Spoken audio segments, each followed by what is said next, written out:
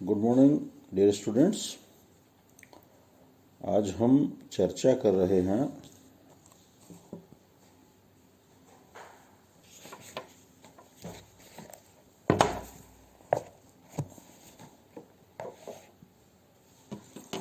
महाराजा गंगा सिंह विश्वविद्यालय में BA part first के फर्स्ट पेपर समाजशास्त्र के सिद्धांत की और राजस्थान विश्वविद्यालय की बीए पार्ट फर्स्ट सोशियोलॉजी के first paper introduction to sociology समाजशास्त्र के परिचय की और दोनों के ही संदर्भ में हमने बहुत ही परीक्षा उपयोगी महत्वपूर्ण टॉपिक का चयन किया है। समाजशास्त्र का अन्य समाज विज्ञानों के साथ संबंध और समाजशास्त्र का अन्य समाज विज्ञानों के संदर्भ में मेरी आपसे ये आज दूसरी मुलाकात है। आज हम जानेंगे कि जो अन्य समाज विज्ञान है जैसे economics, political science, history, philosophy, इनके साथ सोशियोलॉजी का क्या रिलेशनशिप है, क्या इनमें डिफरेंसेस है, इन्हें हम जानने समझने का प्रयास करेंगे। सबसे पहले हम जानते हैं समाजशास्त्र का अर्थशास्त्र के साथ क्या संबंध है।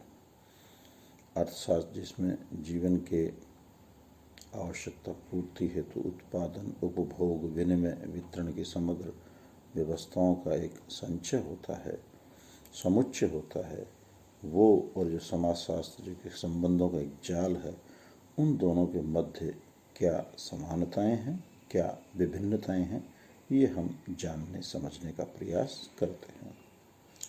अर्थशास्त्र के अंतर्गत मनुष्य की आर्थिक क्रियाओं का या आर्थिक व्यवहार का अध्ययन किया जाता है। अर्थशास्त्र को वस्तुओं एवं सेवाओं के उत्पादन एवं वितरण का अध्ययन भी कहा गया है। इस शास्त्र के द्वारा धन के उत्पादन एवं वितरण और उपभोग से संबंधित व्यक्ति के व्यवहार का अध्ययन किया जाता है।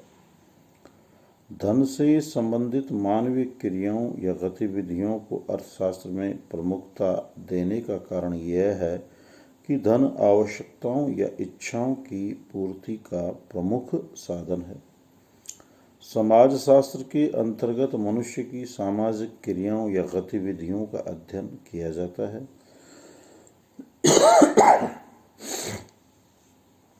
यह शास्त्र प्रथा, परंपरा, रूढ़ि, संस्था, संस्कृति, सामाजिक संबंधों के विभिन्न स्वरूपों, सामाजिक प्रक्रियाओं, सामाजिक प्रतिमानों, सामाजिक संरचनाओं तथा विभिन्न प्रकार के समूहों में विशेष रूप से रुचि रखता है।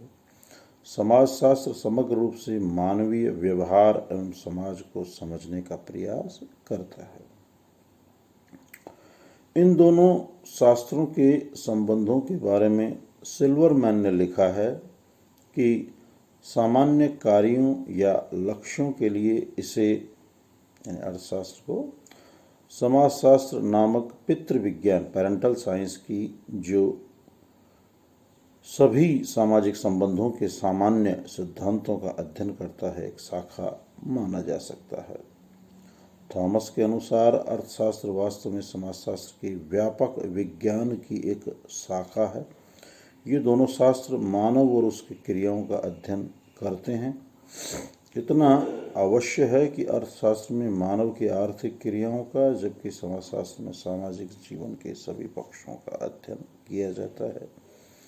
इसी आधार पर कुछ विद्वानों ने अर्थशास्त्र को समाजशास्त्र की एक शाखा माना है, लेकिन वास्तविकता यह है कि ये दोनों अपने अपने अध्ययन क्षेत्र और विषय सामग्री की दृष्टि से स्वतंत्र विज्ञान हैं। किसी को भी किसी से कम या ज़्यादा महत्वपूर्ण नहीं माना जा सकता। ये दोनों सामाजिक विज्ञान घनिष्ठ रूप से एक दूसरे से संबंधित है। यही कारण है कि अनेक विश्वविद्यालयों में समाजशास्त्र और अर्थशास्त्र दोनों का ही एक विभाग हुआ करता है। इसके अलावा बहुत से विद्वान अर्थशास्त्री होने के साथ साथ समाजशास्त्री भी हुए, जैसे Comte, J S. Mill, Pareto, Veblen, Karl Marx, Max Weber, Gandhi आदि विद्वानों ने अपनी रचनाओं के माध्यम से यह स्पष्ट सिद्ध कर दिया कि दोनों विज्ञान एक दूसरे के पूरक हैं। इनका पृथक पृथक रूप से अध्ययन नहीं किया जा सकता। व्यक्ति की सामाजिक क्रियाओं और व्यवहार पर आर्थिक परिस्थितियों का और आर्थिक क्रियाओं एवं व्यवहारों पर सामाजिक परिस्थितियों का निश्चित रूप से प्रभाव पड़ता है।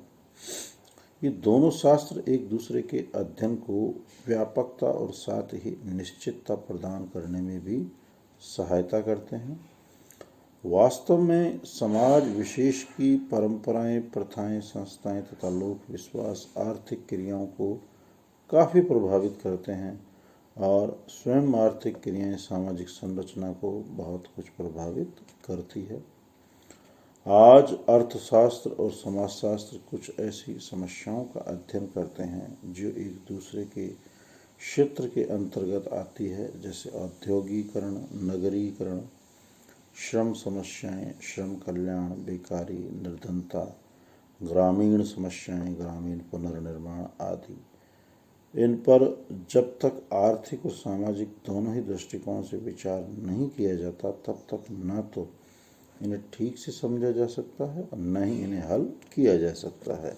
अनेक समस्याएं जैसे अपराध, वेश्यावृत्ति, बेकारी, निर्धनता आदि आर्थिक कारकों से काफ़ी प्रभावित है, परंतु इनके सामाजिक कारक भी कम महत्वपूर्ण नहीं है। अनेक अच्छे से अच्छी योजनाएं इसलिए असफल रही है कि मानवीय और सामाजिक कारकों को समझने का प्रयत्न नहीं किया गया, उनकी अवहेलना की गई।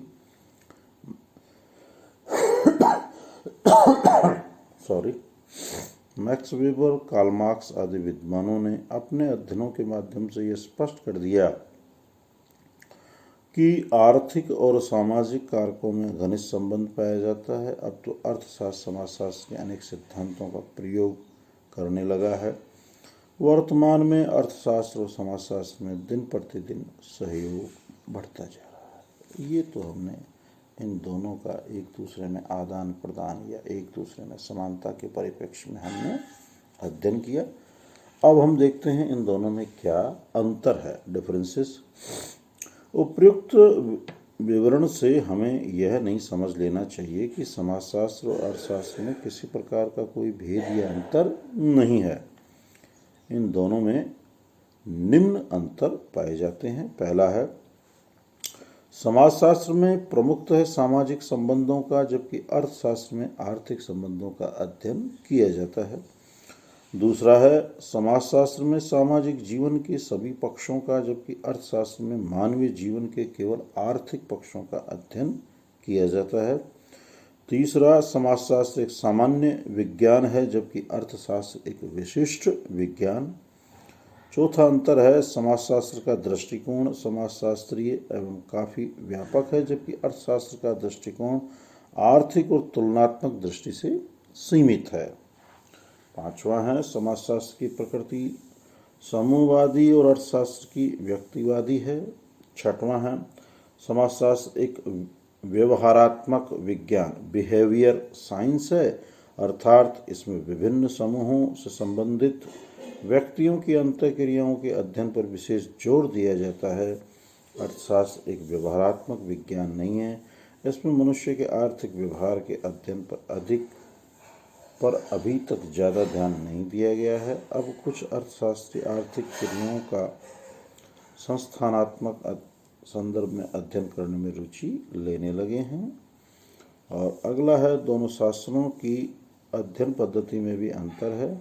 समाजशास्त्र में सामाजिक सर्वेक्षण पद्धति, व्यक्तिक जीवन अध्ययन पद्धति, अवलोकन पद्धति, समाजमिति, सोशियोमेट्री आदि का प्रयोग किया जाता है, जबकि अर्थशास्त्र में आगमनात्मक, निगमनात्मक पद्धतियों का प्रयोग। समाजशास्त्र के नियम सार्वभौमिक एवं स्वतंत्र हैं। इसके द्वारा घटनाओं को उनकी वास्तविक रूप से चित्रित किया जाता है। अर्थशास्त्र के नियम पूर्णतः स्वतंत्र नहीं होते, उनके साथ ये शब्द जुड़े रहते हैं अन्य बातों के समान रहने पर।